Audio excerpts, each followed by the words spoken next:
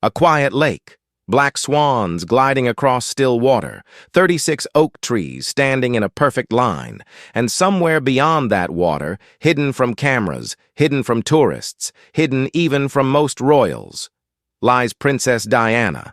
But here's the part that has people talking again in 2025. There have now been multiple break-in attempts at the estate where she is buried. A farmhouse was reportedly destroyed in a suspected arson attack. Security fears are rising again around the most famous grave in Britain, and suddenly, people are asking a question the royal family never wanted reopened. Was Diana ever truly allowed to rest in peace? Let's talk about what really happened.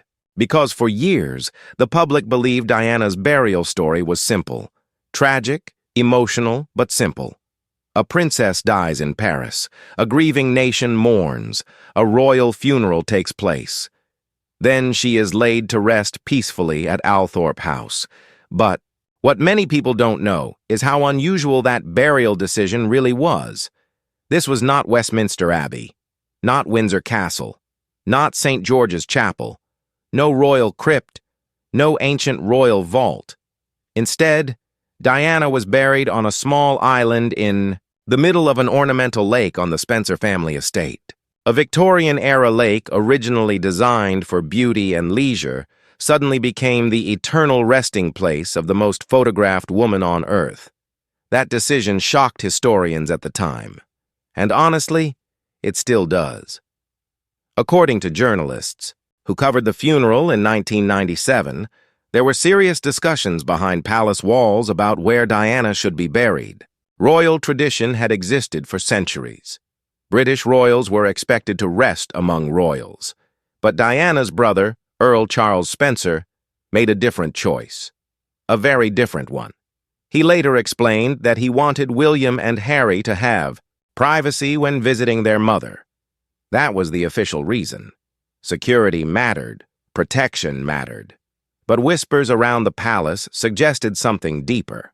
Many people believed Diana's burial away from royal ground reflected tensions that never healed, even after her death. And when you really look at the details, it becomes difficult not to notice them. Diana was no longer officially Her Royal Highness when she died. That title had been removed after her divorce from Prince Charles. Yet despite that, she still received a royal ceremonial funeral. She was placed in a lead-lined coffin usually, associated with royal burials. Millions lined the streets. The world stopped to watch. The palace had removed her title, but the public had crowned her forever. That contradiction still hangs over this story even now. And then there's the coffin itself. This is where things become deeply emotional. Accounts from journalists and insiders reveal that the items buried with Diana were chosen not by palace officials, but by the people closest to her. The details were painfully personal. She was dressed in a black Catherine Walker dress she had selected weeks before her death. In her hands were rosary beads gifted by Mother Teresa. Think about that for a second. Mother Teresa died only 5 days after Diana. 2 women admired across the world, gone within the same week. And buried alongside Diana was a photograph of William and Harry, found inside her handbag after the Paris crash. That detail alone still destroys people emotionally. A mother carrying a picture of her sons, even on her final journey. These stories provide insight into why Diana's grave became more than a burial site. It became emotional ground for millions of people who never stopped grieving her. And honestly, the setting itself almost feels unreal. A narrow path lined with 36 oak trees, one for every year of Diana's life, leads toward the lake. Water lilies float quietly near the island. 4 black swans move across the water like something out of a film scene. No giant marble palace, no cold royal monument, just silence. But there's more to this story, because the place meant to. Protect Diana from the public has never fully escaped the public obsession surrounding her. According to Earl Spencer, there have been repeated attempts to break into the property over the years. In 2025, reports of suspected arson at a farmhouse on the estate shocked royal watchers online. Suddenly, the old fears returned. Could Diana's grave remain private forever? Should the memorial become more accessible? Should the monarchy officially recognize it as a national site of remembrance? Those questions are becoming louder now, especially after Charles Spencer announced new updates to the memorial grounds and confirmed that Althorp would again open to visitors during summer 2025. And the reaction online was immediate. People from around the world began discussing pilgrimages to Diana's resting place again. Flowers started appearing near the memorial temple. Social media filled with emotional tributes from people who still speak about Diana, like they lost someone from their own family.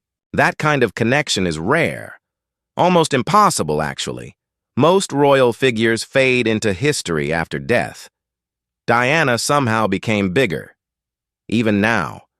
And perhaps that is exactly why this story still feels so emotional nearly 3 decades later. Because this is not only about where Diana is buried, it's about what her burial represents.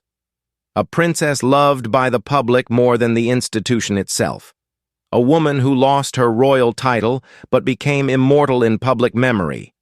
And 2 sons who still carry that grief everywhere they go. Especially Harry. Because one small passage from his memoir changed the emotional weight of this entire story. Prince Harry once revealed he wanted to be buried beside his mother, but it reportedly could not happen. That single detail hit people harder than almost anything else in Spare. A little boy walked behind Diana's coffin in 1997. A grown man is still trying to find his way back to her. And once you understand that, the entire story around Diana's grave begins to feel different. To understand why Diana's resting place still causes so much emotion, you have to go back to the woman herself, because Diana was never supposed to become bigger than the monarchy. But she did, and that changed everything. Royal insiders remember how different she felt from the rest of the royal family almost immediately. She connected with ordinary people in ways palace officials were not used to seeing. There was warmth there, real warmth. People didn't just admire Diana, they felt emotionally attached to her. That became obvious during hospital visits, charity work, and public appearances. She hugged AIDS patients during a time when fear surrounded the disease. She sat beside homeless people without cameras needing to direct her. And according to journalists who followed her closely, that authenticity made some palace figures uncomfortable. Because Diana was becoming something larger than protocol. Unlike older royal traditions built around distance and formality, Diana felt human, vulnerable, emotional, sometimes messy, but real. That's why her death in Paris in 1997 shattered the public so deeply.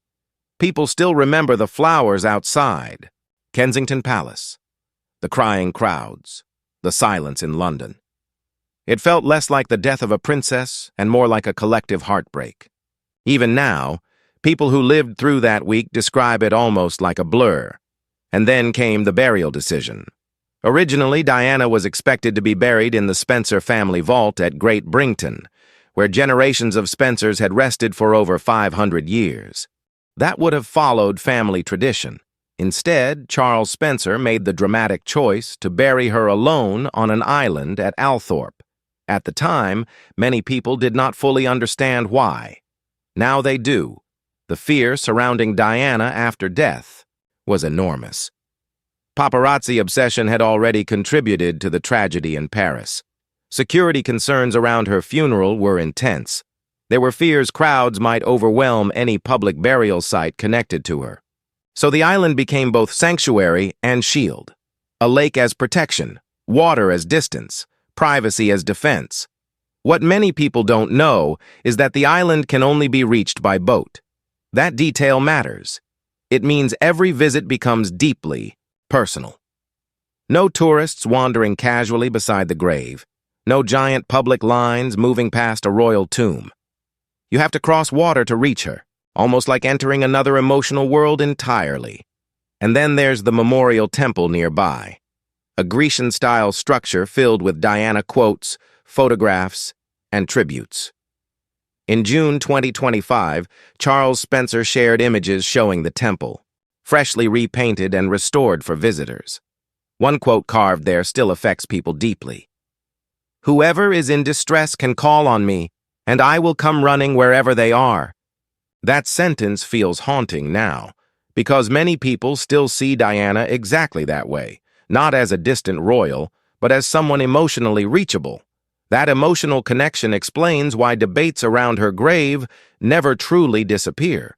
Accounts from historians reveal that Diana's burial quietly broke centuries of royal expectations. Even after divorce, even after losing her HRH title, the public response to her death forced the monarchy into unfamiliar territory. The palace could not treat Diana like a former royal spouse. The world simply would not allow it. And then came another detail many people overlooked at the time. During the funeral ceremony, the royal standard draped over her coffin was reportedly removed before burial. A small moment, but symbolic. Even in death, there were still questions about where Diana belonged. Royal enough for global mourning, not royal enough for full royal status. That contradiction became part of Diana's legend. And over time, Althorp itself transformed emotionally in public imagination. The 36 oak trees became symbolic, one for every year she lived. Visitors spoke about the quietness of the lake, the black swans, the flowers left beside the memorial temple. It didn't feel like a royal grave. It felt personal, almost heartbreakingly personal. But the emotional center of this story has always been William and Harry, especially their visits there.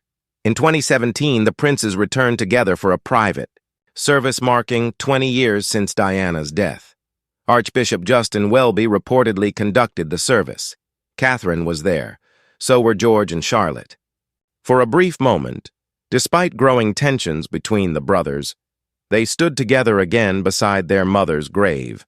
And people close to the family say those visits remain deeply emotional every single time. Then came Harry's memoir.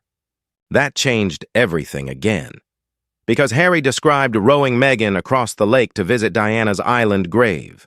No royal motorcade, no cameras, no palace officials, just Harry holding the oars. That image stayed with people. A prince separated from much of his family, rowing quietly across dark water to reach his mother. There's something painfully human about it.